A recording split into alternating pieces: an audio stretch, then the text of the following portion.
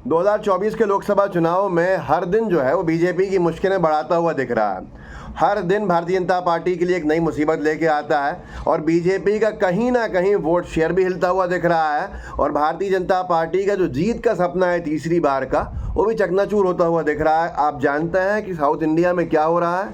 क्या आपको मालूम है दक्षिण भारत के जो ओपिनियन पोल्स हैं, जो सर्वेज हैं, उन्होंने बीजेपी की नींद उड़ा के रख दी है। मैं दक्षिण भारत की अगर बात करूं तो बिल्कुल जो कोर साउथ इंडिया है, वहाँ बीजेपी को जो चोट पड़ रही है वो एक बीजेपी के लिए सबसे बड़ी मुसीबत है और बीजेपी के सपने को, तीसरी बार की सत्ता के सपने को चकनाचूर करने के लिए काफ़ी है। ये मैं नहीं कह रहा हूँ, ये एबीपी न्यूज़ का सी वोटर का सर्वे कह रहा है। सी वोटर के सर्वे में, सी वोटर के ओपिनियन पोल में जो एबीपी ने जारी किया है, और एक और ओपिनियन पोल मैं आपको दिखाऊंगा इस वीडियो में, उसमें बीजेपी की जो हालत ख़राब दिख रही है वो साफ तौर के ऊपर साक्षी बनता जा रहा है बीजेपी की हार का।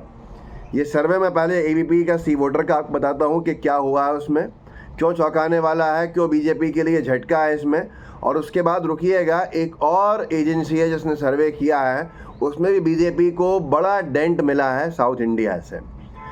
इससे पहले मेरा आपसे निवेदन है कि इस वीडियो को आखिरी तक देखिएगा, बहुत मेहरबानी होगी आपकी। आप आखिरी तक देखेंगे तो इसकी रीच बढ़ेगी और साथ में अपने जितने साथी हों उन तक ज़रूर शेयर कीजिएगा, नहीं तो ये सारा कंटेंट रुक जाता है, आगे नहीं जाता। एबीपी न्यूज़ ने अपने आर्टिकल में लिखा है कि एबीपी सी वोटर ओपिनियन पोल, क्या दक्षिण भारत में नहीं चल रहा मोदी मैजिक? इन राज्यों में बीजेपी का सुपड़ा साफ, सर्वे में हुए चौंकाने वाले खुलासे। आप खुद सोचिए कि क्या चौंकाने वाले खुलासे होंगे। जानते हैं आप, तमिलनाडु पूरी तरह से बीजेपी मुक्त ही रहेगा। ये सर्वे के हिसाब से अगर हम देखें, तमिलनाडु कुल सीट 39, 40 में से एक कम, 39 सीट। एबीपी न्यूज़ ने सी वोटर के हवाले से लिखा है बीजेपी प्लस 0, कांग्रेस प्लस 39 की 39। India alliance clear cut sweep कर रहा है तमिलनाडु को, क्लीन स्वीप। 39 की 39 सीटें कांग्रेस के और इंडिया अलायंस से खाते में आ रही हैं, डीएमके, कांग्रेस, तमाम जो गठबंधन के सदस्य हैं। ओपिनियन पोल के मुताबिक अगर वोट शेयर की बात करें, तमिलनाडु में बीजेपी को इतने फीसद वोट मिल सकता है जो लोकसभा चुनाव में प्राप्त वोट शेयर से उनका ज़्यादा होगा। और लेकिन सर्वे की माने तो कांग्रेस और उनके सहयोगी दल को 55%, एआईडीएमके को 28% और अन्य को 6% वोट मिलने की संभावना है। बीजेपी और उसके अलायंस पार्टनर्स का सुपड़ा साफ हो रहा है और तमिलनाडु पूरी तरह से बीजेपी मुक्त ही रहने वाला है।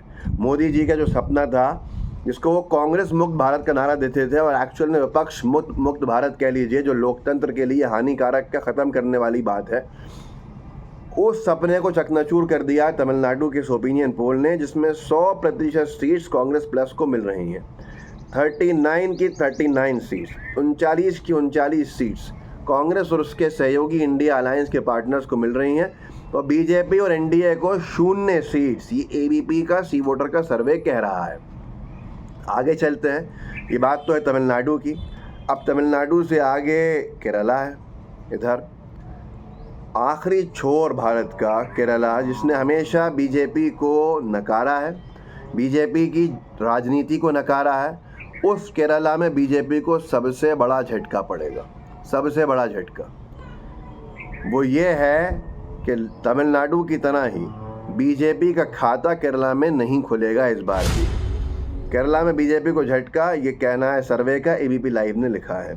केरल में कुल सीट्स जो हैं वो 20 हैं और कांग्रेस प्लस को 20 मिलने जा रही हैं सर्वे के हिसाब से, सी वोटर के, और बीजेपी को 0, और सत्ताधारी दल जो है उसको भी वहाँ 0 मिल रही हैं। ये चौंकाने वाले आंकड़े हैं और यही केरला से ही, वायनाड से राहुल गांधी जी चुनाव लड़ रहे हैं। अब ये एक उपलब्धि है या बीजेपी की नज़रों में ये भी नाकामी है, ये बीजेपी के नेता बताएंगे, नकारात्मक सोच के नेता बताएंगे। लेकिन तमिलनाडु की तरह ही केरला ने भी कितना बड़ा झटका दिया है इस ओपिनियन पोल से, इस सर्वे से, सी वोटर के सिद्ध होता है ये। यहाँ तक के दैनिक जागरण ने एक पोल किया। दैनिक जागरण के बारे में कहा जाता है कि बहुत ज़्यादा बीजेपी के पक्ष की बात लिखते हैं, जो बीजेपी को सूट करे वो लिखते हैं, ऐसा लोग कहते हैं, मैं नहीं कह रहा। लेकिन दैनिक जागरण ने जो अभी कल सर्वे किया है, या क्यों कह लीजिए 12 घंटे पहले सुबह ही सर्वे डाला है, उसमें लिखा था, उसमें सवाल पूछा था, क्या आप अपने घोषणा पत्र के सहारे कांग्रेस लोकसभा चुनाव में बेहतर प्रदर्शन करने में सफल रहेगी? क्या आप जानते हैं जवाब क्या है? 83%, 83% जनता ने कहा है कि हाँ, कांग्रेस अपने घोषणा पत्र के सहारे लोकसभा चुनाव में बेहतर प्रदर्शन करने में सफल रहेगी। और नहीं कहने वाले भाजपा के समर्थक 15% हैं। तो आप खुद सोच सकते हैं कि हालत क्या हो रही है, क्या हाल होने वाला है, क्या हश्र होने वाला है। एक और एजेंसी है, एजेंसी का नाम लोकपोल है। लोकपोल के भी सैंपल्स में यही आया है। उन्होंने ट्वीट करके बताया है कि टोटल सीट्स 39 हैं तमिलनाडु में, और तमिलनाडु के ग्राउंड रिपोर्ट के हिसाब से 34 से 37 सीट्स जो हैं वो कांग्रेस पार्टी और डीएमके और इंडिया अलायंस को मिलने जा रही हैं, और एआईएडीएमके 1 सीट से 3 सीट्स के बीच में कहीं कुछ ले सकता है, और एनडीए 0 है। अब इनके भी जो कांग्रेस के और अलायंस पार्टनर्स को जो सीट्स का प्रोजेक्शन किया है सी वोटर ने, वो पूरी हैं 39। लोकपोल के हिसाब से हो सकता है 1-2 सीट्स जो हैं वो एआईएडीएमके को चले जाएं, वो सीट्स भी बीजेपी को नहीं मिलने वाली हैं। जबकि हकीकत यह है कि पूरी 39 की 39 सीट्स ही इंडिया अलायंस को मिलने जा रही हैं। ये थोड़ा सा अपना प्लस माइनस का एरर का वो रखते हैं गुंजाइश।